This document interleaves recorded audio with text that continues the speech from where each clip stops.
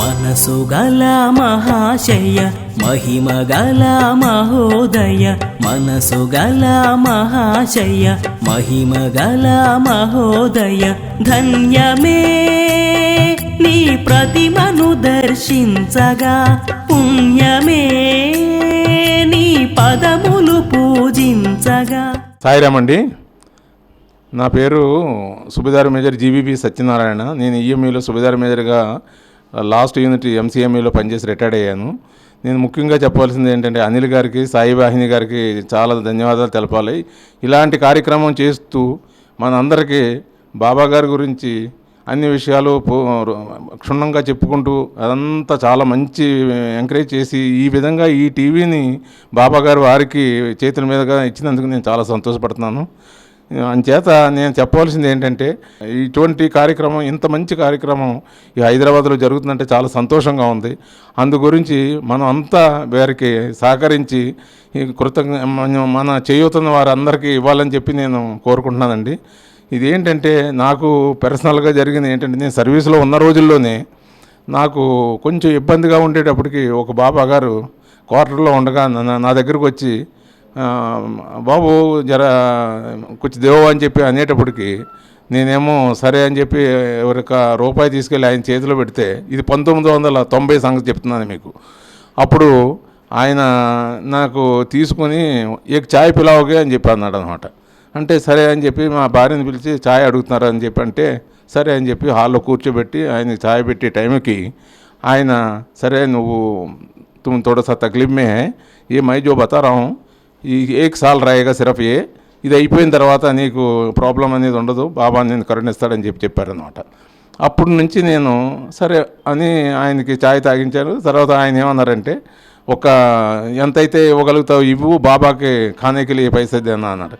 అప్పుడు నా దగ్గర ఉన్నది అంతా 21 రూపాయి అంత ఉంది. అదే తీసుకెళ్ళి ఆయనకి ఇచ్చాను. అవరు దేవో అన్నాడు అనమాట. బాబా ఇట్నా అయ్యే అని చెప్పి అంటే సరే మంచిదని చెప్పి ఠీకే అలా బాబా తిమ్కు అచ్చా కరెక్ట్ అని చెప్పి చెప్పారనమాట. సరే సరే ఆయన వెళ్ళిపోయారు.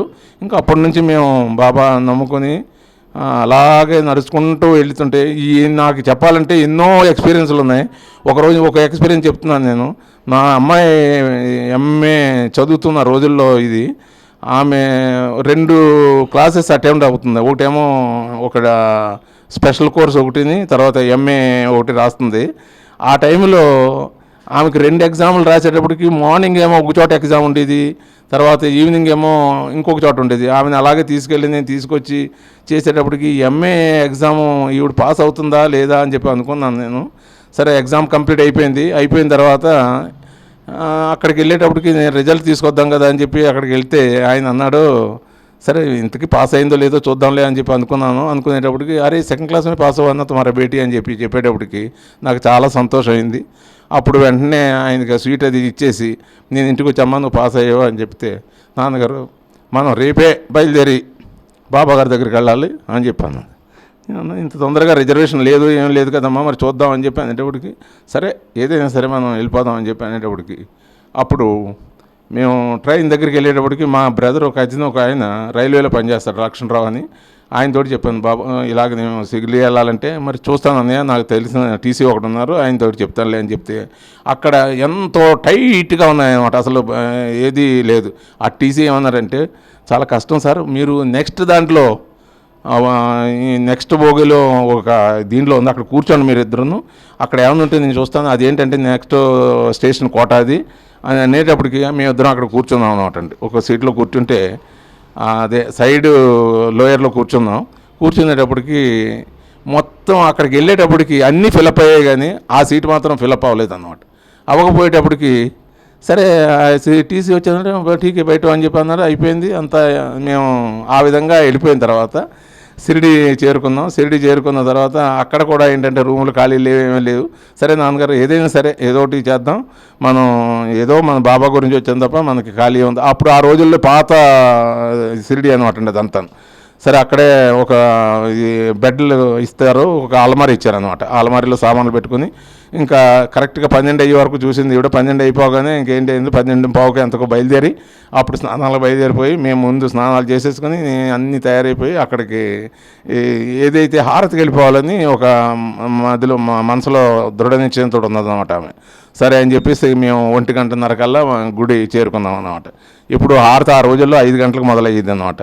అప్పుడు మేము వెళ్ళి ఫస్ట్ కూర్చొని అవి ఇतना जल्दी कैसे आ गया, अभी तो बहुत टाइम है అంటే సీకే ఉదర్ బయట జాయింగ్ అంటే టీకే బయట అని అంటే అక్కడ కూర్చున్నప్పటికి కరెక్ట్గా ఫస్ట్ మేము ముందు ఎంటర్ అయ్యాం. అక్కడికి వెళ్ళి ఆ హారతి దొరికింది, అది చూసుకుని వచ్చాం. ఇంకా అప్పటి నుంచి వచ్చేటప్పుడు కూడా ఏంటంటే మాది రిజర్వేషన్ కూడా ఏమైందంటే ఆర్ఐసీలోనే దేంట్లోనే ఉందన్నమాట. సరే మేము ఎక్కడైతే కూర్చున్నాం అక్కడే కూర్చునేటప్పుడు ఇంకొక ఆయన వచ్చి సరే టీకే ఆఫ్ ఎదురు బయట ఉదర్ చల్లే జాయింగ్ అని చెప్పి ఆ సీట్లలో ఎక్కడ కూర్చున్న సీట్లో అక్కడే మాకు అది జరిగింది. అది అక్కడి నుంచి మా ఎక్స్పీరియన్స్ ఆమెకేంటి నాకేంటి ఇంక ఇంట్లో అంతా కూడా ఈ బాబా ఏం చేసినా అది నీ చిత్తమే, అది ఏదైనా జరిగినా అది జరిగింది, జరగకపోని ఆ పని జరిగిందంటే సంతోషం, జరగకపోయిందంటే బాబాకి ఇష్టం లేదేమో సరే అని చెప్పి అదే రకంగా మేము ఇప్పటి వరకు కూడా చేసుకుంటూ వెళ్తున్నాం. ఏ ఆపద వచ్చినా ఏది వచ్చినా నేనేమి భయపడటం, ఏదైనా బాబా నీ ఇష్టం, నువ్వు ఏం చేస్తావో అంతే.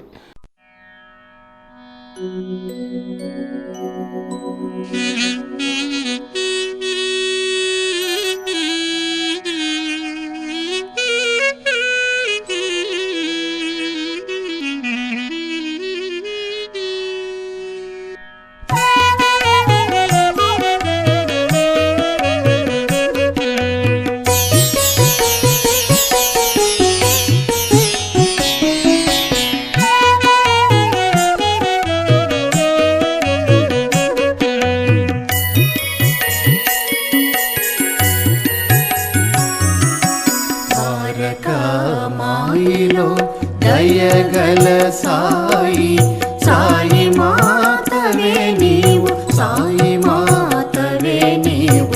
ద్వారకా మాయిలో దయగల సాయి, సాయి మాతవే నీవు, సాయి మాతవే నీవు. అన్నదానమే చేసి అన్నపూర్ణవైనావు, ధునిలో విభూతినిచ్చి అష్టలక్ష్మివైనావు. అన్నదానమే చేసి అన్నపూర్ణవైనావు, ధునిలో విభూతినిచ్చి అష్టలక్ష్మివైనావు. ద్వారకా మాయిలో దయగల సాయి, సాయి మాతవే నీవు, సాయి మాతవే నీవు. ద్వారకా మాయిలో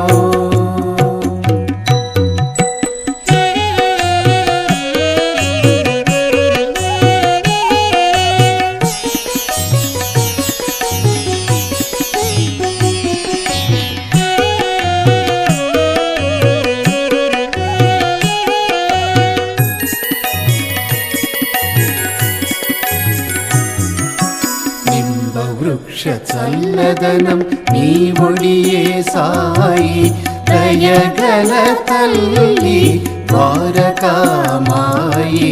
నింబ వృక్ష చల్లదనం నీ ఒడియే సాయి, దయగల తల్లి ద్వారకా మాయి.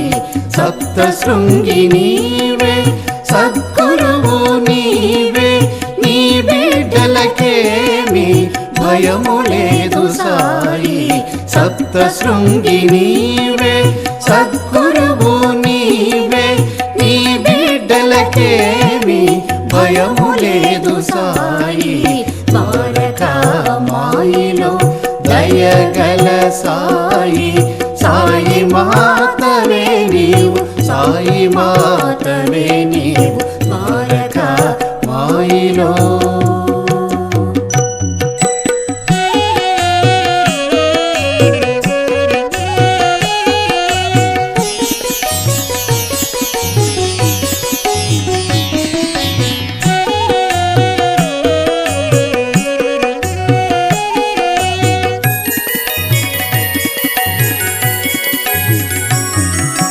ప్రేమాది పంతుచే నీ కథలు రాయించి సచ్చరిత్రనందించి సరస్వతి వైనావు హేమాది పంతుచే నీ కథలు రాయించి సచ్చరిత్రనందించి సరస్వతి వైనావు నీ కథలు వినిపించు రాజేంద్రుని వాక్కులు భారతి వైభాగ్యాన్ని ప్రసాదించుము సాయి నీ కథలు వినిపించు రాజేంద్రుని వాక్కులు భారతి వైభాగ్యాన్ని ప్రసాదించుము సాయి ద్వారకా మాయిలో దయగల సాయి సాయి మాతవే నీవు సాయి మాతవే నీవు ద్వారకా మాయిలో దయగల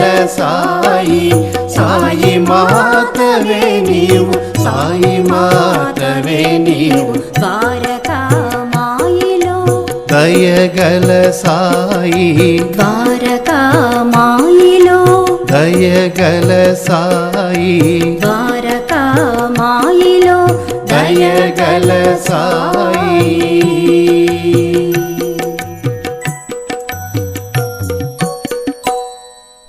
దీన్ని బట్టి చూస్తుంటే ఎప్పుడు మా ఫ్యామిలీ అంతా కంప్లీట్గా సంవత్సరానికి ఒకసారి వెళ్ళి బాబాగారి దర్శనం చేసుకోవటం రావటం అన్నీ బాగానే జరిగాయండి. అంతా ఒకళ్ళొకళ్ళు దినదిన అభివృద్ధి చెందారు, అంతా బాగానే జరిగిన తర్వాత ఒక ఇన్సిడెంట్ ఏం జరిగిందంటే, మా చిన్నబ్బాయి ఒక లాజిస్టిక్స్ మేనేజర్గా చేస్తున్నాడు. ఆయన ముందు ఏంటంటే మన ఆంధ్ర ఈ హైదరాబాద్కి మేనేజర్గా ఉండేవాడు. ఈ లోపల ప్రమోట్ అయ్యి మొత్తం కంట్రీ మేనేజర్ చేశారనమాట ఆయన్ని.